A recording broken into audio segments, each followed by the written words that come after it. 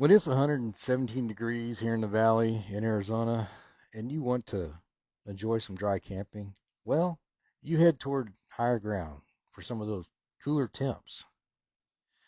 And amongst the rugged cliffs and whispering pines, definitely a remote beauty awaits you. And the unexpected encounters with some of the vast wildlife that call this place home, well, that is a bonus treat. Now, Arizona has a decent selection of higher elevation locations, but around the summer holidays, we tend to target the Sierra Ancha Wilderness. And with that, I'll focus on some of the more primitive type locations to avoid the crowds and such. Hey, it's not for everyone. It definitely lacks conveniences and facilities, but we don't mind, and we try and go prepared. I'm Brian. Welcome back to the channel. Thanks for joining us. Please follow along as we go camping deep in the Sierra Ancha Wilderness. You ready? Let's go.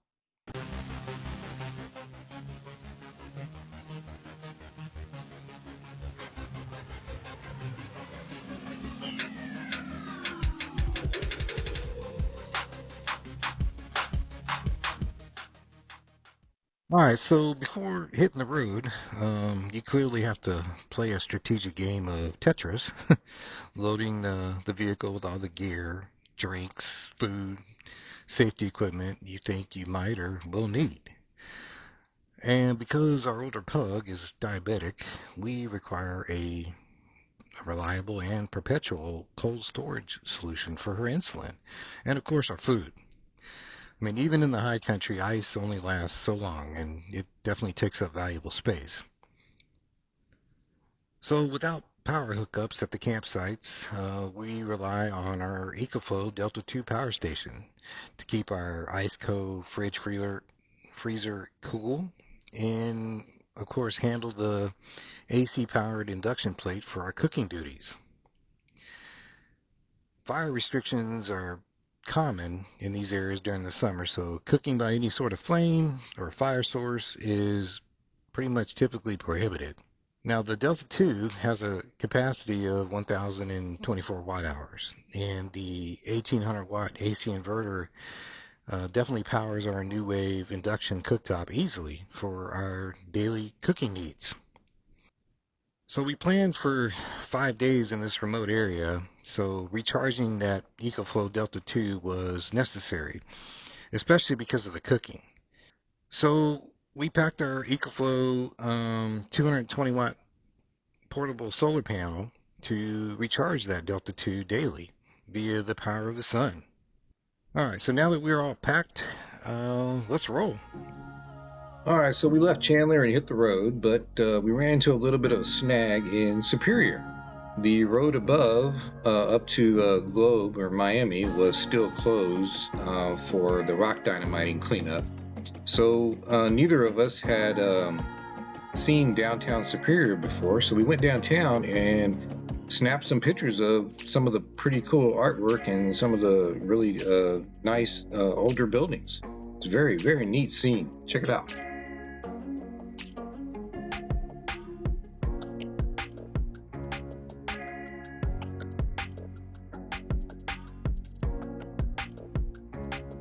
With the road delay complete, we hit the trail again.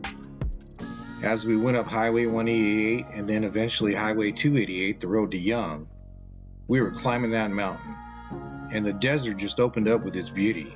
I mean, we couldn't believe the cactus were blooming. Had to stop and get some gorgeous shots of that and the lake in the background, as well as some of the beautiful rock formations we found. And then it wasn't soon after that, we were running into wildlife already. 2 deer, and eventually 2 juvenile mountain lions.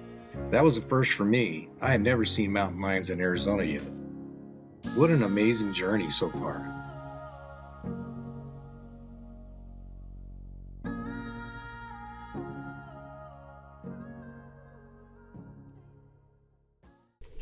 What's up, everybody? Doing a little near 4th of July camping. Came up here yesterday, and we're up here in the Sierra Ancha Wilderness, up at Rose Creek Campground. We got here and it was just pouring rain. It's been raining kind of on and off. Today it's cleared up. Dealing with a lot of mud, a lot of dirt. Everything's dirty, but we got the as far as supplies, keeping our food and stuff cold is the ICECO 12-volt refrigerator, and we are powering that today with the Delta 2 unit. The compressor in eco mode on the fridge just kind of cycles on and off, and when it comes on it draws like 30 watts, 40 watts at most, and then when it gets to temperature it kind of shuts off. The EcoFlow's been running it great. Last night's cooking with the New Wave what would you call it, induction plate. Cooked up some burgers, some smash burgers on some high heat, and that definitely consumes a lot of juice. I mean, that thing went down to like 50%. I got the solar panels out today. Again, I brought with me the 220 watt panels, portable ones. Set it out. Really haven't got much sun in the early morning. As it moved into midday, I definitely started picking up some sun here and there between the trees. Got a really good, I think, max reading at one point. I think we were pulling in about 190 watts of that panel. So the Delta 2 is almost charged up all the way again. So that's great. Tune in. Hopefully we get some video, some other pictures, some shots of around the area. Probably do some driving around, go see Workman Creek Falls, which is a beautiful area, and maybe go up to the Aztec Peak and look at the lookout tower. So stay tuned. We'll catch up with you later today. Not a lot of spots to this area. This is kind of the entrance in. First spot over here to the right we kind of took. It's got several flat areas up the hill where you can put tents. Over here's another spot where you can kind of pull in. A lot of flat area. Makeshift fire rings with the rocks. Right behind it is Rose Creek. Really no water in it right now, so it's not running. Pretty much every time we've been here it's been running, so I think with a couple of dry seasons the creek is pretty much gone or dry right now. Alright, moving past the kind of first two sites on your left and right is a camping site to the left of the road that again is on the creek normally if it's flowing. Definitely a big area, probably a 2 people, big family. And you got somebody camping here in the, I guess it's a little roundabout, and this is one of the coolest trees that is totally out of place here. Big white tree. But there's another campsite there. Met them yesterday. Nice folks. This is kind of the last spot where you can kind of camp. Road kind of ends in this little circle here where you can navigate some of these bigger trees. Again, the creek is, well, would be right here. It'd be running through there. And this is usually the spot we try to camp in, and then set up tents and stuff right here, and listen to the creek when it's running. But that is it, folks. That is Rose Creek Campground in a nutshell. It doesn't get a lot of traffic, I think, because it's so primitive. Yeah, actually I've never camped in that area, but man, that tree is just amazing, isn't it? I mean, and it's just so out of place here. But what a beautiful tree.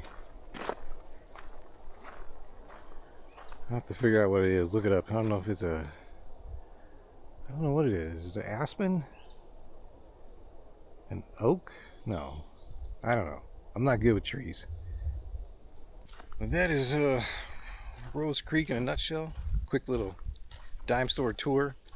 It's a beautiful place to come and visit. Definitely recommend going to see Workman Creek Falls if you can. That's it.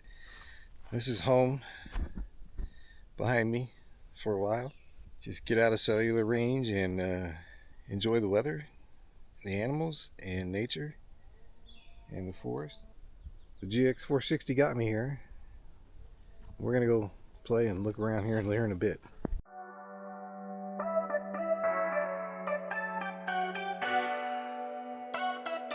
All right, so we hopped in the GX and decided to go check out Workman Creek Falls.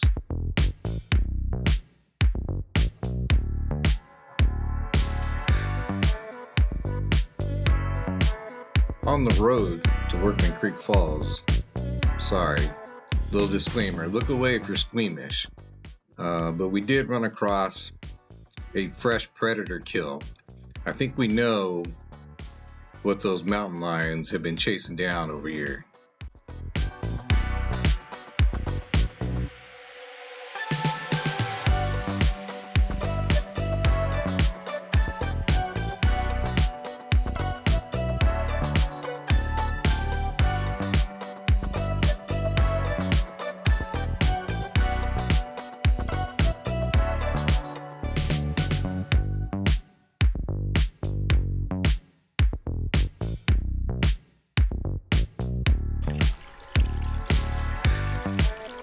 This is the top of the falls where the stream runs down.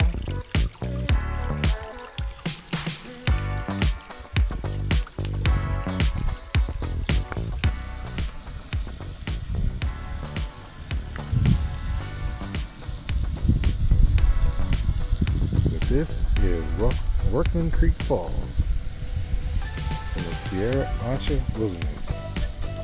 Check it out. You should really see it when there's some snow on the ground up here. God, it is so beautiful. It is beautiful now, but when it's really flowing, snow is on the ground, snow is melting, it's amazing. Workman Creek Falls is definitely a sight to see, and we actually followed the road all the way up and did the whole Aztec Peak Trail. I have another earlier video that kind of covers that whole trip, so I will try to leave a link here, maybe on the screen or definitely in the description below, for the other video. You can watch that. Anyway, we're gonna head on back to camp and see what kind of other critters or animals we can find. Not getting much sun right now. Gotta move the panel. It's in the shade. Only pulling in 45 watts. Cece, are you snoozing? Are you snoozing? Are you snoozing in the chair? Are you taking it easy while you're camping? Looks like it.